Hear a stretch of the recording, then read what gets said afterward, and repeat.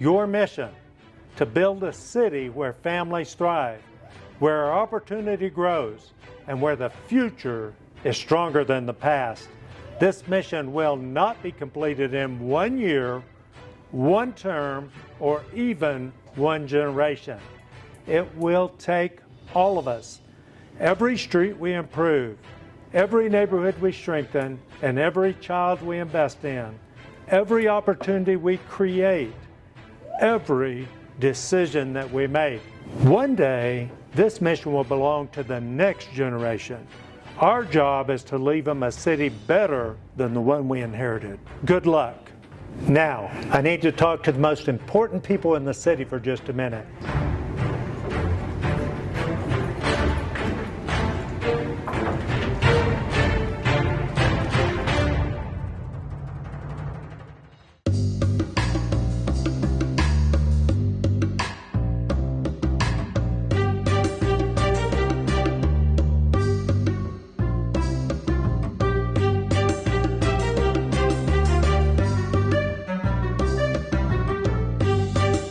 Now, when I said I need to talk to the most important people in the room, I'm not talking about the grown-ups. I'm talking about you.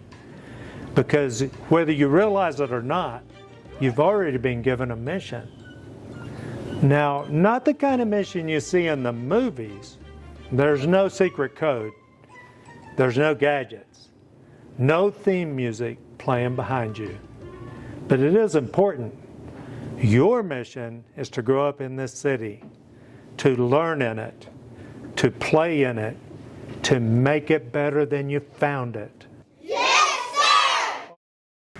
One day, these kids are going to stand where we stand. And when they do, they're going to inherit every decision that we've made. The roads that we fixed. The neighborhoods we invested in, the opportunities we created, or the problems we ignored. That is the weight of leadership. And that's why this state of the city is about stewardship and not government. We've always said the City of Lawton exists to serve its citizens. Well, today, here they are. These young people are the reason that we build, the reason we invest, the reason we work so hard to move this city forward. Earlier this year, I shared a simple vision for 2026, brick by brick in 26, because great cities are never built overnight. They're built one decision, one project, and one child at a time. Kids, I want each of you to know something. You matter. You matter to this city. And every adult in this room has a responsibility to leave a city better than what they were given. So today I'm going to ask something of every person in the room, not to admire the children. Anybody can do that. I'm asking you to build for them, because a city like this, a city that keeps rising, it doesn't happen on its own. It happens because people decided it would happen. People like you. Now here's the challenge.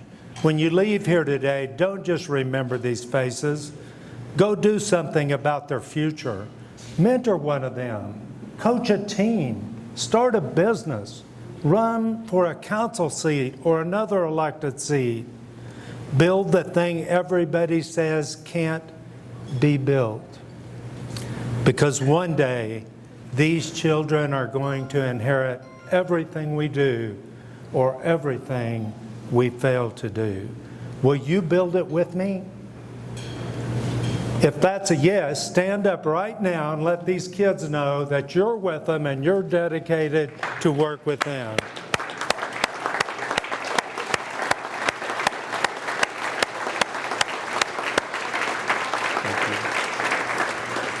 Now look at that, kids. The city's standing up for you. And thank you. You guys did so great, and I'm so proud of you. And we have every kid's favorite meal at your table, Chick-fil-A. So thank you for being here. Let's give them another round of applause.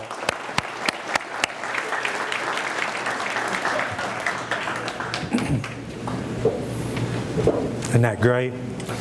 We're serious about Kids First, by the way, if you haven't figured that out. For the past year, our obligation to these children has had a name, Kids First. Oh, wait a minute, that reminds me of a conversation that I had with my best friend, Mary Ann. You know I'm a newlywed, right? And so, Mary Ann, stand up. I got to tell... No, keep standing.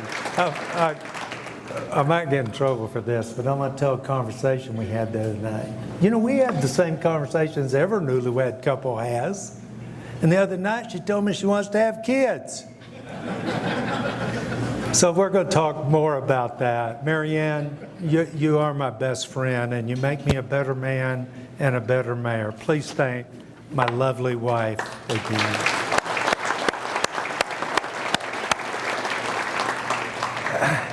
Now, okay, I was on Kids First. Kids First is not a program, and it's not a slogan. It's a promise. A promise that every decision we make today leaves a stronger city for the children who inherit it tomorrow. Let's talk about how we're keeping that promise. Now, normally at this part, I would run through a lot of slides with a lot of projects, and it'd take 30 or 40 minutes to go through all those. And you guys know that as a city, we're doing more than has been done in years and in decades. So we're going to go through these things very quickly and get on to what this state of the city is really about. Our streets, everybody knows that we're doing great things with our streets. As a matter of fact, by the end of 2027, I suspect we'll be nearing 250 streets fixed since the time I came in office, and the truth is, half of those or more have been done in the last 3 years. So that's the street speech. Underground, nobody sees what's underground, but we put in 68 miles of water lines, 10 more in progress right now. That's a lot of water lines, and 35 miles of sewer line. Nobody sees that except when it's torn up, but it's important to the city. Elmer Thomas Park, the design is finished. We put it out for bid. They came back too high, so we have to regroup, and that's probably going to push that opening past next year. The Aquatic Center, big win of last year, opened about 1 year ago. I'm not sure, it wasn't a year ago today. It was August. And you know, there's days that we can't get everybody in there because we don't have enough lifeguards. It's just too packed, and the demand's high. It's very popular. And as you can see, we made sure that everybody has a good time out there, including me. Now, the new Animal Welfare Center construction is underway, and I'm really excited about that because it has an adoption center. And if you've ever watched a child meet their new best friend with 4 legs, you know how exciting that moment can be. So the Animal Welfare Center is a big deal. The Museum of the Great Plains closed after the weekend. We had our birthday celebration breakfast over there. It was amazing. And so we're excited about getting that remodeled and the problems fixed and back open. The sports complex, the largest indoor sports complex in Oklahoma, or at least I can't find one bigger, will be opening in October. That's the target date. And we will have the premier youth sports program in Oklahoma. Why? Because a city, what's our vision? A city of choice where families thrive. And that means we've got to have the premier youth sports program in Oklahoma. And then there's the FISTA. My gosh, for years the FISTA was talked about and maybe on a piece of paper as an idea, but today it's real. You know, there's 160 employees that work in the FISTA with, I think, 32 or 34 companies. Some months ago, we announced 100 jobs with Firehawk that were associated with the FISTA. Last week, we had ANPC that was 50 jobs.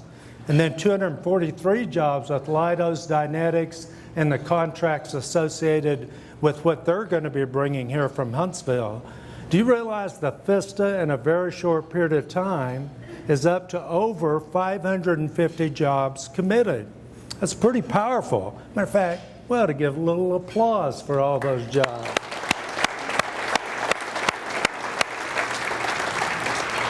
There's actually more in the pipeline. We're just not at a place that we can announce it yet. Look forward to the time that we can. For far too long, we've watched our children grow up, graduate, pack up a U-Haul trailer, and chase opportunity elsewhere. But opportunity has a new address. Opportunity is now at Lawton Fort Sill.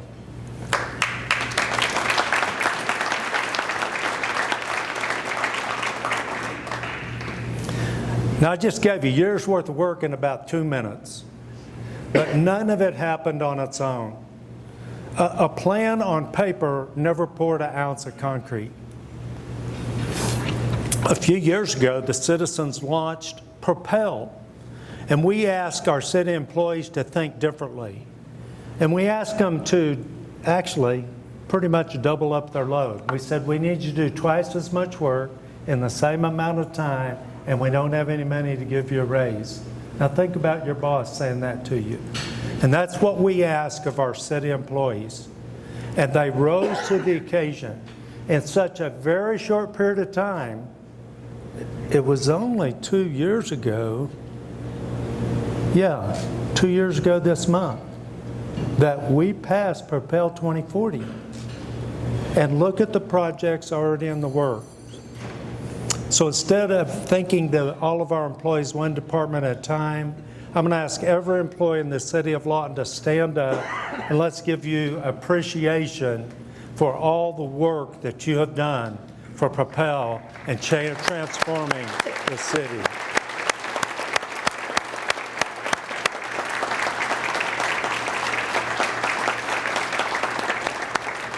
Thank you. These are the people that really keep the city running. Thank you all.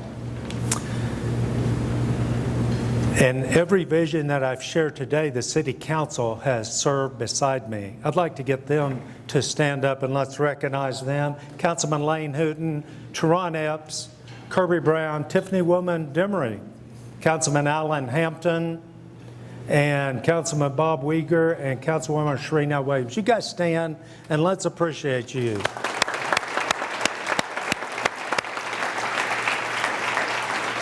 I want to tell you, council is a great job to have. Sometimes you get yelled at a little bit, but you get to be a big part of the solutions, and the transformation of the city wouldn't happen without a city council that wasn't working together. I remember times when we had councils that didn't work together, and when it was that way, we did not have progress. And I'm not saying they always agree, they don't. But when they disagree, they're not disagreeable, and they agree to work together on the next deal. There's one council member I want to spend a little more time on, and that's Mayor Pro Tem Randy Warren. Randy is, matter of fact, I think I forgot to mention your name with the rest of them. Sorry, Randy, stand up. I'm going to make a spectacle out of you. Randy is completing his final term after more than 20 years of service spread across 3 decades. Think about what his service spans. 5 mayors, 6 city managers, 40 council members, maybe more, over 30 years. That's amazing. And as Randy puts it, maybe over an eternity. Almost everything you saw today has Randy's fingerprints on it. All the things that are coming up, Randy's been right in the middle of it. You've been our Mayor Pro Tem for 4 years now, and I'll tell you, I always wonder what would have happened if you'd have been in that seat earlier, because the pace picked up when you got in that seat. Thank you for all that you've done. It's been an honor for me to work with you, and I'm not running you out early. You've got till January, but this is the largest group we'll have together, and I want to make sure everybody knows how much I appreciate Randy Warren. Please help me appreciate Randy. Randy, stand up.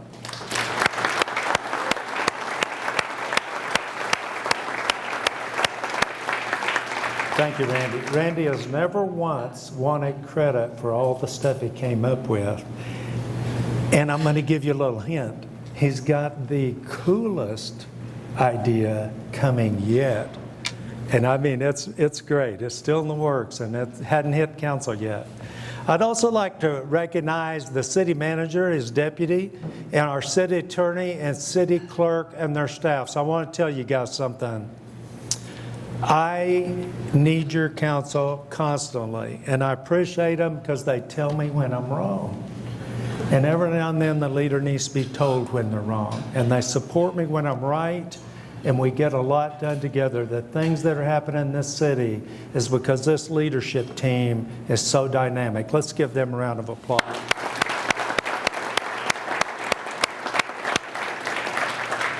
Now, I see Vera Oldham sitting over here. Remember the silver spoon?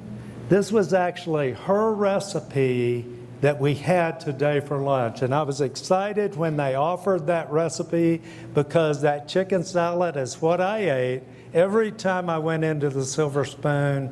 Vera, we're so glad to have you here, and we're hoping if we clap loud enough, you'll open back up. Janice Bell, it's good to have you here too. Let's give them a big round of applause.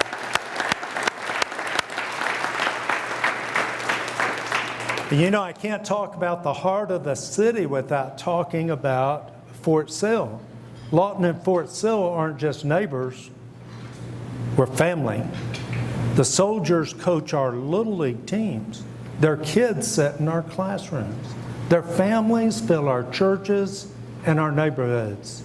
And soldier spouses are employed throughout the community.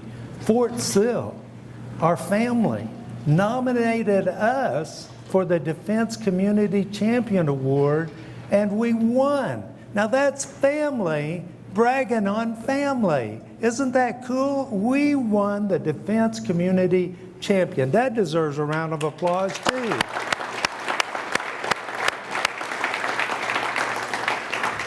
Colonel Jay Morgan, our garrison commander, is here with us today. And thank you for your partnership and for the trust that comes with it. Every family carries stress, but military families carry a particular weight. And when the soldier is deployed, the family has stresses that unless you've been in their shoes, it's difficult to identify with. And I tell commanders when they come in, and I tell their spouses, this community is here for you. And this community is here for your soldier families when your soldiers deploy. And when there's a problem in a soldier family, this community rounds around that family. And you don't ever hear about it because it's usually taken care of by a church or a faith organization rallying around that family to make sure that deployed soldier, that Blue Star family, is taken care of. I think that it's important for us to make one more commitment today. Make this commitment to the soldiers at Fort Sill and the representative here today, our garrison commander. And let's stand, if you will, to let them know that we support our deployed soldier families, our Blue Star families.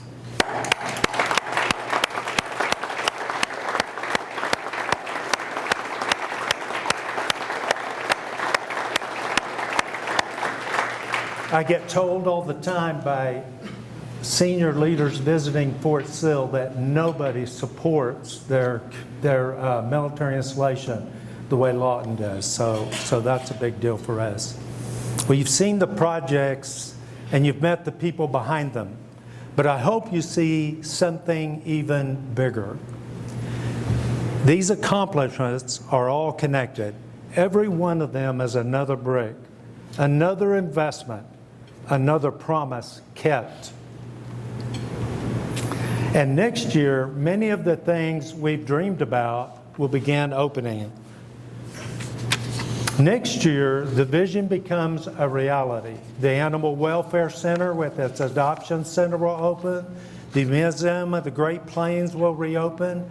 The sports complex, the Plex, will be opening next year. And the FISI, that's the Vista Youth Science Institute. And that's kind of like a science museum, but better. and it's going to be opening up right here at the Vista and will complement the STEM lab and the anechoic chamber. So many things opening in a single year. That's a big deal. And I don't think we've ever had that many legacy projects open in 1 year. And that's a testament to the citizens that voted Propel. And let's give you the way to, we got brick by brick in 26, remember? And it gives way to 2027. We're calling that the year of transformation because we have so much opening at once, so much quality of life opening at once. And in 2027, those bricks become ball games at the sports complex, field trips to the museum, and families walking out of the Animal Welfare Center with their new fur baby. And kids find their place at the Phi-Sci and STEM. Now, before I go any further, there's something you should know. Today carries a certain weight for me. It's my last State of the City before the next mayoral election. Now, I have one more State of the City, but it will be during or at the end of the race. So as I stand here at the podium, I want to take the opportunity to say the rest of this is going to be about what comes next, who follows. So the next time I stand at the podium, the race will be underway. And everything I'm going to say, you can kind of take of advice and try to understand where we're going. Before I get into it, I'm going to tell you a story. I had just become mayor and Manette Page came to visit me. How many of you remember Manette Page? She was a city council person, a leader in the community, served on the school board, and she had fire, and she wasn't afraid to tell you what she thought or when you were wrong. And she was the determining factor of right and wrong. And she was a great lady, and I enjoyed her immensely. She came to visit me shortly after I was elected. And to tell you the truth, I don't think she voted for me. But she came, and she met with me, and we talked about a lot of things. I don't remember all of the things we talked about. I remember talking about the hole in the wall at Ron Stevens Stadium. We talked about historical preservation, but we talked about other things too. And during that visit, she got down to the brass tacks and she said, Stan, if you're going to be a good mayor, you're going to have to make people mad. Now, judging from that standard, I am a very good mayor. What Manette was talking about was that in a city of 92,000 people, somebody's not going to like every decision that's made. And you've got to stand up as a leader and make the decision. People like a leader that can make a decision. Now, I'm going to tell you, we've made a lot of accomplishments in this community. And we're moving at a pace that is unbelievable. As a matter of fact, talking with Congressman Cole the other day, and he was bragging on us for all we had gone and what we were doing. And in particular, he was pointing to the Vista and the jobs that we've created here.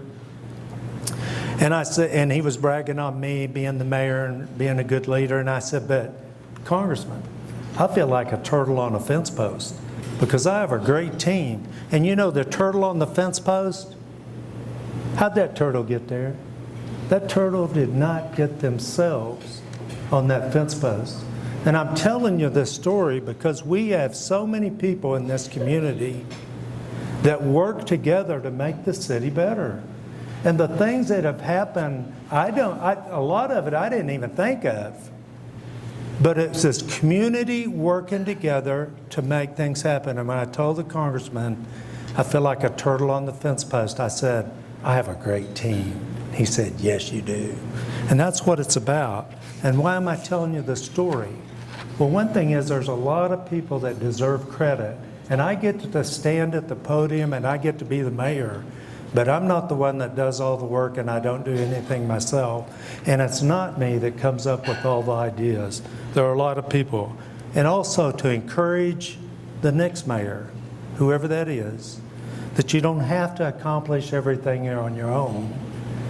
And you can't accomplish everything on your own. You have a great team here in Lawton, Fort Sill, that will be working with you. I'm going to talk a minute about why I ran. Why did I run for mayor? What makes a person run? Well, I don't know. All I know is myself. And I'd been doing things in the community through my civic obligations, and most of that revolved around my Rotary Club. And I had different members, mostly in Rotary, that would ask me to run for mayor, but I was like, no, I don't want to run for mayor. You make people mad. I can do things and won't make anybody mad. Oh, I didn't want to be in a position to make anybody mad. Well, I've learned to live with that. But I'm going to tell you, I'd always said no. And then in our Leadership Institute, we had former Oklahoma City Mayor Kirk Humphreys. Remember him? And he came down and he spoke about the Oklahoma City transformation. Some of us in here are old enough to remember 1990 when Oklahoma City was declining. And they'd missed a big United Airlines maintenance facility.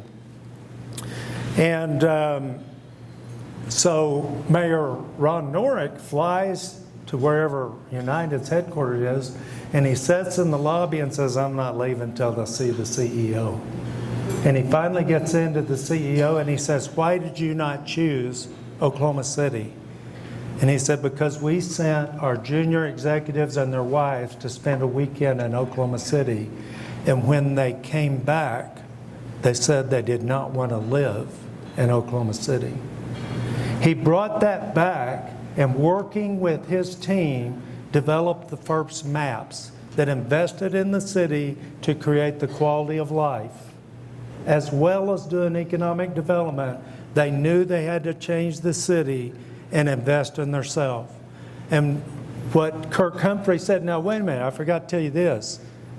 From declining, from nobody wanting to live there, to the 20th largest city in the nation, to the top 10 places young professionals want to move to. Quite a transformation in 35 years, isn't it? 35 years. Transformation is 35 years and it's still happening. The transformation is not over. And that was one of the main messages of Kirk Humphrey's message. The only one that can carry the torch on this is the mayor. They're the only one with the political capital and able to get in front of all the people. It has to be led by the mayor. And it has to be led from mayor to mayor to mayor to mayor. You cannot do it in one term. You cannot do it in one administration. Mayor Ron Norick got it started. Mayor Kirk Humphreys continued it and made it better. Mick Cornett was the next one, and now David Holt, and he continues to build on it. What's the point? This has to keep going. We can't take what we have and just stop. The next leader has to take the torch they're handed and make it even better. The same way we took the torch that was given to us, and together we worked and made it better. The next mayor has to carry the torch. And that was the point of his story. There was one story he told that really struck me that day. It inspired me and the other 270 people in the room. I want to tell you, 270 people were inspired that day by what Mick Cornett, or by what Kirk Humphrey said. He said they ran short of money on the CIP maps, and they weren't going to be able to do the arena. And they had to go back to the citizens and ask for an extension. And I don't know if you remember that first map's only passed by 4%. It wasn't a big, overwhelming passage like they get today. And he had fierce competition saying, we shouldn't do this, it's a waste of money, it's putting the city in debt, and on and on and on. All the typical things that you hear. And Kirk Humphreys led the charge on that, which only the mayor can do. Only the mayor can lead the charge on a CIP because he has the most access to the people. And so the vote came, and the vote passed, and the arena was built, and he was sitting in it at the Michael Bublé concert. And when he told that story, I'm like, hey, I was there. And he said, I was sitting there, and Michael Bublé was playing, as beautiful, as wonderful. And I look around, and he said the number, 20-some thousand people were there, and it was full. And I said, wow, I got to be a part of something bigger than myself. And this might not have happened if I hadn't got involved and got off of my seat. And so that's kind of how all of that got started.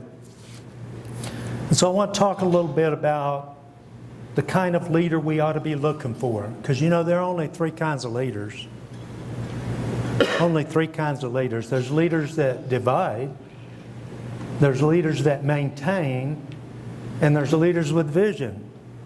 Now, the leader that maintains doesn't really maintain. Every leader knows that you can't stand still. You're either moving forward or backward. You're either improving or you're declining. No such thing as standing still. So that brings it down to this. Do we want a leader with vision or division? Do we want a leader that has vision, that brings us together, focuses on a point in the future? Or do we want a leader that divides?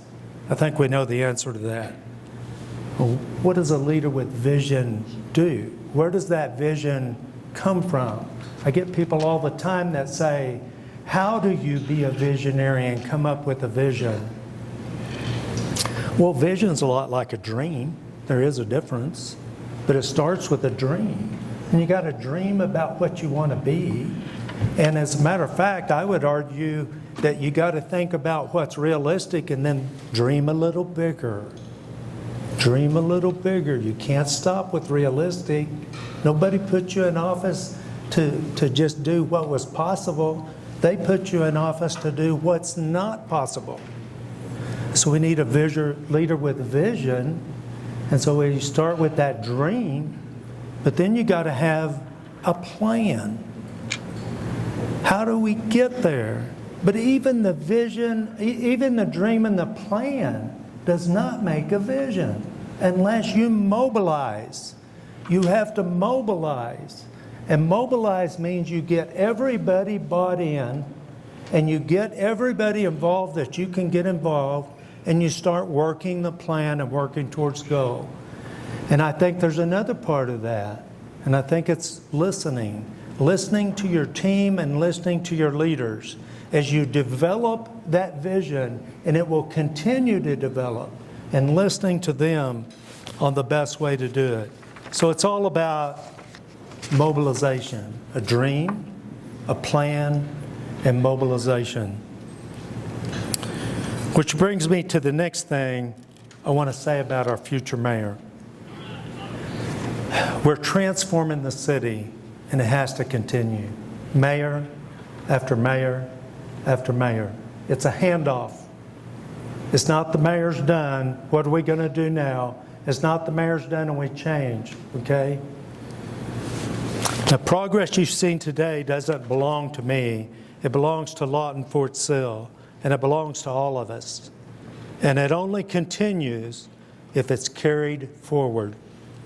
Look around the room. This room is full of leaders, including future city council members, and including future civic club leaders, nonprofit leaders, business leaders, and yes, future mayors.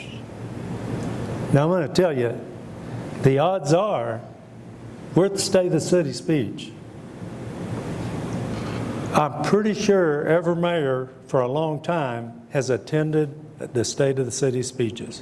What does that mean? The odds are the next mayor is in this room. Think about that. Now, let me be clear as we go through this. I'm not endorsing a candidate of people that are here. I'm not doing that. In my eyes, that's not even good to see who all's here. So I'm not endorsing a candidate. I'm endorsing a leadership, a kind of leadership. And that's the kind of leadership that has vision.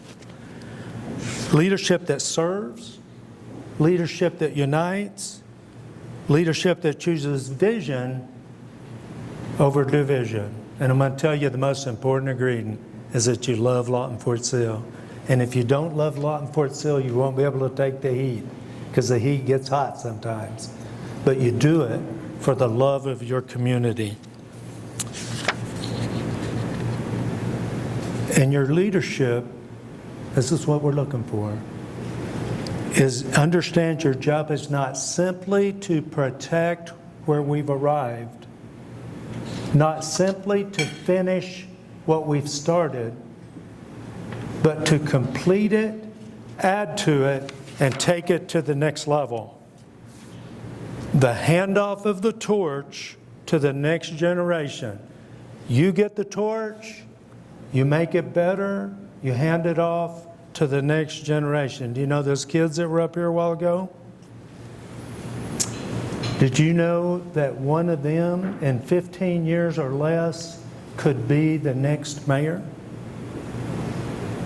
21 years old to run for mayor, so it could happen. I want to tell you about the monarch butterfly. The monarch butterfly, the one that's born up north at the end of the range, one generation travels back to Mexico. I think that's where they go, Mexico. It takes 4 generations to get to the north end of their range. 4 generations before they arrive. The same with the mayor. It's multiple generations, generation after generation after generation. Success doesn't have a finish line. There is no end game. Success is the journey and the responsibility to hand the city on, to hand the city on, and to hand the city on stronger than we find it. And if that's you, if you're one of these monarchs that are going to carry the torch, let me tell you something I've learned. The picture on the wall, the ribbon cuttings, the speeches, none of that is the job. The real job is helping people believe in something bigger. Helping them believe in themselves and believe in a dream bigger than them and getting them involved. As I said before, remember these children. In a few short years, they will be ready to take the wand from you. One day, they'll be standing where we're standing, and they'll inherit the roads. And their kids will be playing in the parks. Their kids will be doing sports at the sports complex. They'll build businesses that we can't even imagine. The world's changing so fast. And one of them will be standing at this podium. And that's why this mission can never really be finished. There is no end game. Think about that. We don't complete it. We simply work it, build it, and hand it off to the next generation. It's like a relay race. Pass the baton. And my prayer is that when that day comes, they'll look back and say, multiple mayors have built this for us, and it's up to us to improve it and further it off to their next generation. The next mayor will do work that matters. Every leader in this room is doing and will do work that matters. You need to understand the work you do matters. And who does it matter to? Does it matter today? Sure it does. But it matters to these children that were up here. And that's why the Kids First agenda and keeping kids on our mind is so important. It keeps us focused on the future. Listen, the work you do matters. So today, we're going to have a toast. You guys fill your glasses. Everybody's got to have a glass. We're going to do a little toast.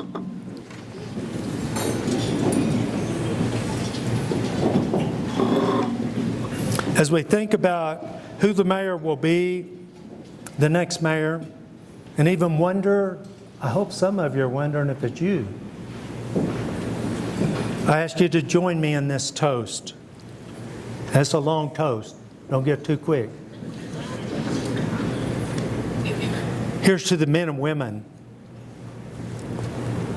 who come before us and started this relay. Here's to the dreamers who had the vision of what Lawton could become. Here's to the builders who kept laying bricks one at a time. Here's to the children who remind us why this matters. And here's to the work that matters still ahead, and to those of you brave enough to do it.